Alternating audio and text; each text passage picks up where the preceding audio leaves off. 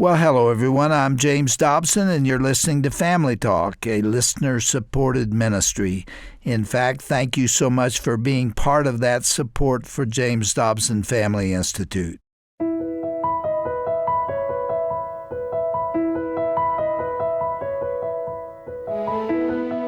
Did you know that 35% of all people in the U.S. have some sort of step relationship? As a matter of fact, do you know that every day you listen to Family Talk, you're listening to a stepdad who has stepchildren? That would be me. Blended families have become so common today. They're really becoming the new traditional family for many of us. I'm Roger Marsh, and today here on Family Talk, Dr. Tim Clinton and Ron Deal will conclude their discussion about the phenomenon of the blended family. They'll tackle some of the common struggles that families face when they're first coming together and combining households. They'll also offer some tips on how parents and step-parents can help their kids through the confusion and sadness that often come with this transition. Ron Deal is a licensed marriage and family therapist. He's a podcaster and the author of several books, including the topic of today's show, Preparing to Blend. He specializes in marriage enrichment and step-family education and has been featured in the New York Times, USA Today, and the Wall Street Journal. Ron is married to Nan, and together they are the proud parents of Braden, Connor, and Brennan. Let's get into Dr. Clinton's conversation with Ron Deal right now here on Family Talk. Ron, so great to have you joining us on a topic that it certainly has stirred a lot of conversation on our end. And Ron, your heart and your love for blended families is so strong. Thank you again for joining us. Well, thank you for having me. This is an important topic, and I'm glad we're talking about it. Ron, yesterday we got into the conversation about children and what they're up against, and the word loss was something that we centered around a lot of discussion. Ron, just go through that again and tell us why that word is so important for parents to understand. So everybody, adults and children, but children in particular, are carrying loss just below the surface. So everything that has led up to the new stepfamily situation has loss just dripping all over it. And so let me put it this way. When a child looks at their step-parent and says, "You're not my dad, you can't tell me what to say," yes, that child is telling you they didn't want to clean their room, but they're also telling you about their loss. You see, what they're really saying underneath those words is, "I wish my dad were here." But you are a walking billboard, stepfather, of what has not happened in my life. Dad died. Mom and dad divorced. Dad's in my world. I see him on a regular basis, but he's not here right now in this moment. I'd rather it be him telling me to clean my room. But now I got to deal with you. So yes, that is a moment where we have to manage the child's behavior, but we also have to try to connect into their heart and their sadness. And that's a delicate thing. And I coach step parents to say, well, you know what? Everybody in this home has to clean their room. And so you have to clean yours. And I'll give you the choice. You can do it, or we'll use your allowance and pay your brother to do it for you. So you can either deal with the consequence or you can make the choice to obey. But inside that step parent is also logged sadness. So later we're going to come back and try to connect into sadness. And maybe it's mom that comes back at the end of that day after hearing the story from her husband and goes to her son's room and says, "Man, I heard you had a rough day. Boy, your brother was happy making some money to clean your room for you. I hope next time you'll make the choice to do that. But oh, by the way, I'm wondering if you and I can get a little extra time together. When was the last time you talked to Dad? Could we make an arrangement for you to visit with him, FaceTime him a little bit?" You try to begin to speak into the sadness that is underneath that behavioral anger that's on the outside. And sometimes, Ron, let me go back to that statement we referred to yesterday. We act out what we haven't worked out. Sometimes I'll push every button I can, basically to test and maybe prove that you really don't love me. You're in here saying you do. Nah, that's not true. And I'm banging on that door. And Ron, a lot of that behavior, again, is just that statement screaming out of my heart. I'm lost, I'm confused, I'm frustrated, I'm angry, I've lost my voice, nobody hears me. I'm dying inside, and I don't think anybody knows it. I really think confused is a right word for a lot of kids. There's a part of them that's glad you're standing in front of me, telling me to clean my room. There's another part of them that really wishes it was somebody else, and so they don't know what to do in that moment. And it comes out as, "No, I'm not going to clean my room." Comes out as an attitude. Okay, we're going to deal with the attitude, but we're also going to try to connect into that sadness and help that child give expression to, as you say, to work out that sadness rather than act out that sadness. Long term, kids are much better off when somebody steps into their world. Imagine a stepdad, for example, Tim, who right around Father's Day goes to a stepchild and says, man, I was thinking, you're with us this weekend, and this Sunday is Father's Day. You're not going to be with your dad. Man, if I were you, I'd be sad about that. This is the stepdad talking to the child about their relationship with their biological father. And he's stepping into that sadness. And he's saying, I get it. I'm sorry about that. I would love to do something to try to help you honor your dad for this weekend. Can I help in any way? So what this stepdad has just done is A, ministered to this child's sadness. That's important. That's valuable. But B, here's the bonus. He has proven to this child that I am not competing with your relationship with your father. As a matter of fact, I am going to give blessing on your relationship with your father. I'm never standing in the way of that. Guess what? That just made this stepdad respectable and honorable and safe emotionally to be around. And so this child goes, you got a few points there. Like, I can see you're not standing in the way of my relationship with my dad. You're not trying to erase and replace. So I like you a little bit more. Yeah, because he probably has some loyalty issues. Yeah. He's like struggling. If I even remotely think that I like you or I'm going to hang out with you, that makes me bad to my dad. In particular, if I think you're trying to erase and replace my dad in my life, like if I have any hint that you're trying to move in on his territory, then if I move toward you, I really feel guilty as a child. I really have that loyalty thing come to the surface, and everything inside me is going to say, no, I cannot draw close to you. So now I've got to be mean to you. I've got to have an attitude toward you. Again, there's a lot going on under the surface in our children. And this is not necessarily a horrible thing. It just is what it is. And it's when adults see it and hear it and reach and try to minister to it, that can be transformative, not only for the child, but also eventually for the whole family. Ron, in your new book, Preparing to Blend, The Couple's Guide to Becoming a Smart Stepfamily, you talk about an important step in the process of getting to a healthy place is doing what's called a blended family map. Ron, can you tell us a little bit about, through the years, why this has become so significant? I get it from a counselor's perspective. It's like developing a genogram, but explain that for our listeners and why and how important it is. So family therapists have used genograms for years and years and years. It's simply a way of sort of like drawing a family tree where you connect people and relationships, and this person married this person and they had these children. But even more than that, it explores relationship patterns and mental health patterns through the generations and between family members. In a premarital counseling situation, it helps you anticipate what's coming, what the new family is going to look like, what it's going to feel like, and what it's going to be like to be each of the different individual members of your family.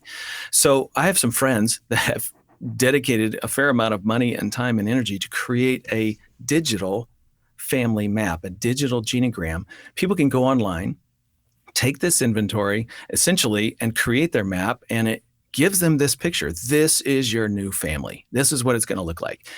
And what's really great about it is there's so many insights that naturally come. One of them is for a parent to go, oh, wow, I just sort of thought in my head of our family as being you, me, husband and wife, and your two kids and my one child. There's going to be 5 of us in the family. But when you look at it on paper, you go, oh, but wait a minute. From the child's viewpoint, they have another parent over here, and that parent has recoupled. Maybe they're dating somebody, maybe they're married, and then they've got another parent in another home over here, these kids. And so for children, it's 3 households, not 1. It's 5 or 6 adults parenting them, not just 2. It's 7 or 8 sets of grandparents, not just 3 or 4. Like all of a sudden you look at life through the eyes of somebody else, not just you, and you begin to see the complexity of your blended family, what it means for them to try to maintain all of those relationships. And then you could step in and you go, oh, but I've also noticed that this child has 3 really positive relationships in their life, but they've got one over here that is really difficult. And making them crazy. And how do we help with that relationship? Yeah. It just opens up questions and insights that you just didn't have any other way. What you're doing is you're mapping out this child's life, and you're seeing Yes. maybe emotional triangles that are happening between different people that are precipitating maybe a lot of the insanity that they're going through. Ron, if you don't see that, or let me go to the positive side. Here's support system. Papa is a wonderful voice in his or her life. There you go. You need Right. Papa in this conversation a lot more. That kind of thing, Ron, right? Yes. Imagine a child who Papa was huge during the single parent years, picked him up from school, spent extra time, really poured into this child's life. And now this kid has 3 more sets of grandparents. We don't need Papa picking you up from school anymore because we've got this person who's able to do it and they live a little closer. Oh, wait a minute. No, for that child, we want to keep Papa in the picture because that is a huge asset and resource for this child. That's the kind of thing you begin to realize when you do this digital genogram. That's chapter 1 in this book, Preparing to Blend. It gets people seeing life through the eyes of other people, developing some empathy and beginning to think through strategies that can help their family merge. Ron, I wanted to ask you, how long does it take really to blend or stabilize this new family? There's a lot of factors that affect this. Sure. But in general, we like to say that somewhere between 5 and 7 years is what it takes for step families to really begin to find their fit, to integrate. It would be the word that I would use, to figure out the balance of relationships, to have established enough trust that people feel like they're connected with one another and identify with one another. You're listening to Family Talk, a division of the Dr. James Dobson Family Institute. I'm Dr. Tim Clinton, president of the American Association of Christian Counselors, and your host today. We're talking with Ron Deal, brand new book again, Preparing to Blend, the Couple's Guide to Becoming a Smart Stepfamily. One of the best, if not the best books out there, forward by our friend Dr. Gary Chapman. Preparing to Blend is one of the best ways to prepare for blended family success. Ron, in this book, and I know through all those years of experience and all the work you've done, the research you've done, you talk about a real challenge for these families. It's called unrealistic expectations that often kill the good work that's being done. It starts out, Ron, with family members are going to love each other right away, for example. Can you address a couple, 2 or 3 of them that you highlight in the book? I think it's just real easy for couples. They're falling in love. They've developed a vision for their life together. They wouldn't be getting married if they hadn't done that, and along with that comes this vision for their kids. I want my kids to be blessed because of this union. And so obviously they've thought it through. There's a part of them that needs the idea that the children are going to fall in love with the family as much as they have fallen in love with this new person and the idea of being a family together. And so with that comes that unrealistic expectation. I love you. The kids are going to love you. The kids are going to love us. Well, I would say there's a part of the children that do fall in love with a step parent, with step siblings. And there's another part of them that is unsure about it all. There's another part of them that is feeling that loss and loyalty that we talked about. And so they're confused in this journey. So it's clear for you because you've fallen in love. As an adult, you can see it clearly. But for children, it's a mixed bag. Yeah, Ron, this marriage family will be better than the last one. We can merge traditions quickly. Our kids are invested in our marriage as much as we are. My relationship with my children won't have to change. So much more. Those pieces, when you come into a relationship with those kind of expectations, and when expectation and reality don't come together, there's a lot of disappointment, Ron. Yes. And discouragement that starts to build quickly.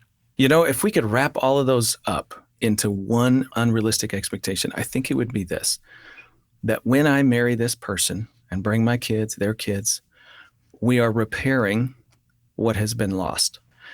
I really think that's a dangerous expectation. You're not repairing. You're not creating a new biological family, and we've just inserted a new mother. We lost the mother that was here. Now we're a whole family again. Well, actually, what you're doing is you're putting in a stepmother, and her relationship with the children is going to be very different than a biological mother's relationship with the children is going to be. So you're not repairing and fixing. You're creating a whole new family. But hear me, it is a family. It works like a family. It functions like a family. God's principles for relationships still apply to your family. Here's the cool thing about God's principles for doing life and relationships, Tim. None of it is tied to family structure. It's not dependent on whether you're a biological family or a single parent family or a step family or an adoptive family. love, joy, peace, patience, kindness, goodness, faithfulness, gentleness, and self-control can be pervasive in any family. And so what you're doing is you're saying, how do we move those principles forward in our family together with wisdom? You take that sort of a strategy, and eventually your whole family does move forward. Exactly how much people bond with one another, to what degree they trust each other. Do I ever see my step-parent as a real parent in my world, in my life? Those are things to be figured out. Some children, the answer is yes. And for some children, the answer is no. But that doesn't mean we're not a family. We're just a different sort of family. And when you embrace that, now you have permission to deal with the relationships as they are today, and then we continue to press forward with them tomorrow. Ron, let's shift to parenting for a moment. Okay. We're in love. We have these expectations about where we're going. And so we now got a little work to do. And in this process, we know there's some challenges with our kids and what we're going to do as we consider parenting them. We have our new roof, if you will. And yes. under my roof, this is how we parent in my house, in my family. Oh, no. This is how we parent in my family. What do you mean you're thinking that about my son? You don't know my son. And Ron, it gets churning really quick, doesn't it? Yeah, it really does. I have a phrase, at the intersection of Parenting Street and Marriage Avenue are an awful lot of collisions. That's true in biological families. It's really true in blended families. You have the best of intentions. Hey, I want to help you get out of bed in the morning and get to school on time and be ready to learn. And so here's some things I want to bring to your life. You really have good intentions to help this child. But the manner in which you go about it sometimes makes it really difficult for the child to hear that, to feel that, to respond well to it. Plus, they're trying to figure out their loyalty and their loss. And, you're not my dad, and I really wish my dad were here. And it's very important for step-parent and biological parent to work in unison with one another. Anybody who teaches on parenting talks about unity for the couple and how important that is. It is triple, quadruple important for couples in blended families, because the step-parent has such a weak relationship with the stepchildren, especially in the beginning. It grows over time, but in the beginning, it's just sort of, I don't know who you are. And so bio-parent, step-parent, lots of conversation behind closed doors, lots of discussion about how to work together. Your rules, my rules, we got to figure out our rules and how we're going to lead together. Ron, one of the big ones up front is be careful what you say about biological dad or biological mom, right? Yeah. Who's not in the home. That's right. If a child hears a stepmother make a derogatory remark about their biological mother, what they just heard is, you're trying to erase and replace her. You just bowed that child's back. Oh, you did. And you just made it harder for them to like you, let alone trust you. Got to be careful there. Ron, you talk about a little bit of a hierarchy when it comes to parenting, and the biological parent of the child becomes really significant here. Tell us about that real quick. Yeah, really it has to do with definition to the relationship. A biological parent has a clearly defined relationship with the child, has a strong emotional attachment with their child. The child trusts them. We've been through life together. We've been through hard together. We're thick and thin together. You're my mom, period. End of story. Now, my stepdad, I'm trying to figure that one out. I don't know where to put you. Some days I like you. Some days I love you. Some days I really don't want you around. Okay, so that's a different sort of relationship. All right. Mom can do hard work with a child. She can take away the car keys. She can say, no, you're not going to that party. She can say, yes, you're going to do your chores before you leave this house. And if not, here's the consequence that's going to happen if you don't follow through. Mom can do the hard work because she's mom. In the beginning, stepdads can join in that, or step-parent, I should say, can join in that work. But you've got to understand you're sort of like the babysitter. Have you ever had a babysitter, Tim? Like, I've had tons of babysitters through the years. We put them in charge, and they can actually follow the rules and tell our kids, nope, no movie time until you've cleaned your room. And they can get away with that. Why? Because they're standing on the shoulders of the parent who empowered them before the parent left the house. Yeah. Same thing with a step-parent on day one. We're going to let biological parent empower step-parent. You work together, and the step-parent can get things done. over time, as the step-parents relationship gets more definition and gets stronger, then they can stand on their own 2 feet, and that'll come. You just don't want to get it out of order, because if you create an enemy with a child, now you got to repair and you got to undo all of that before you can even begin to really move into parenting. Ron, you've got kids who don't like change. They struggle with their emotion regulation. You got kids who I can see battlegrounds, lines being drawn with other kids in the family, struggling over money, power, authority, all kinds of things.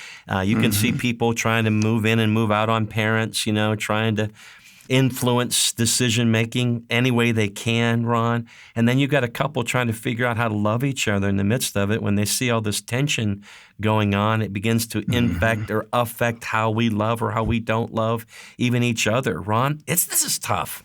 I wanted to take this latter part of the program, Ron, and ask you, when you survey all the couples you've worked with, when you survey all the data and all the work you've done, Ron, and you distill this down, what are we really trying to do here?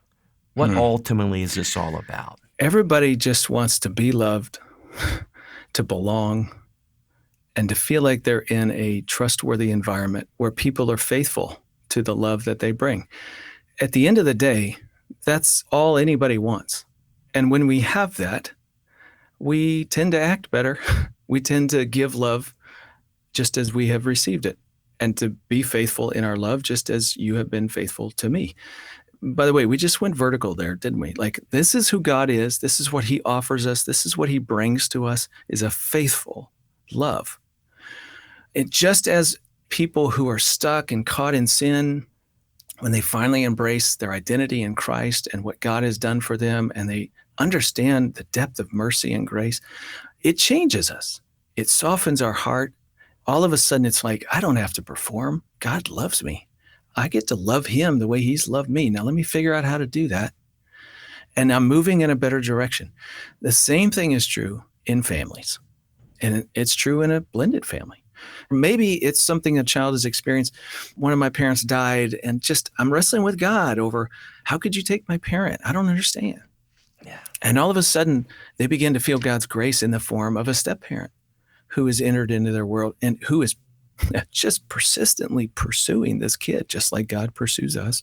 And they just won't go away. They're not overdoing it. They're very gentle in how they approach, but they just keep pursuing this child. And this kid pushes away, and finally goes, you know what? This person loves me. And I think I can trust them. And it softens their heart. And they move toward their step-parent. And they experience in that relationship another layer of what it is to be loved by God. At the end of the day, that's all any of us are looking for. Putting that in and working toward it, it's a journey. And sometimes it takes a whole lot longer than you would have prescribed it if it was up to you. But you can't control that. And so we walk in faithfulness as best we can. And God does amazing things with what little we bring to the table. It reminds me, Ron, of that verse too. It says, be completely humble and gentle. Be patient, bearing with one another in love. And Ron, you're right. I just have in my mind's eye right now some broken kids. They're saying, listen, I didn't choose this, and I need help. Help me on this healing journey that I need to go through. Give me hope for a better day. Encourage my heart, and let me know in the end that you love me. Ron, that's the beauty here for a moment. That's the goal. That is it. Exactly. That's what I want for me. That's what I want for you. That's what I want for the people in my care. Our special guest again today has been Ron Deal. He is the author of a new book called Preparing to Blend, The Couple's Guide to Becoming a Smart Stepfamily. I think he's the best in the business. There's no doubt about it in my mind. On behalf of Dr. Dobson, his wife Shirley, the entire team at Family Talk, Ron, we tip our hat to you and thank you for your heart, your love, and for joining us today here on Family Talk. Thank you for having me. It's been a real honor, Tim. Thanks.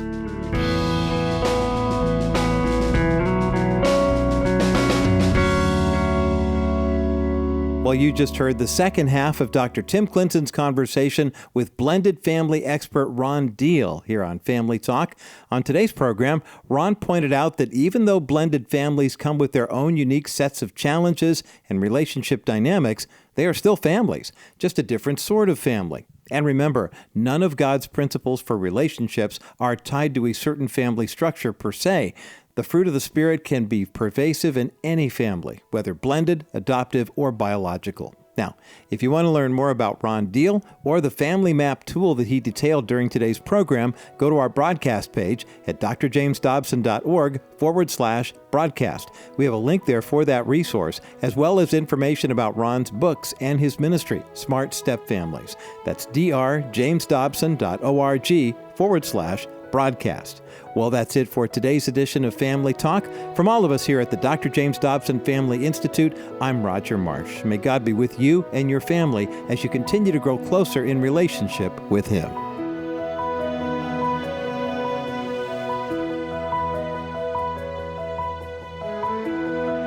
This has been a presentation of the Dr. James Dobson Family Institute.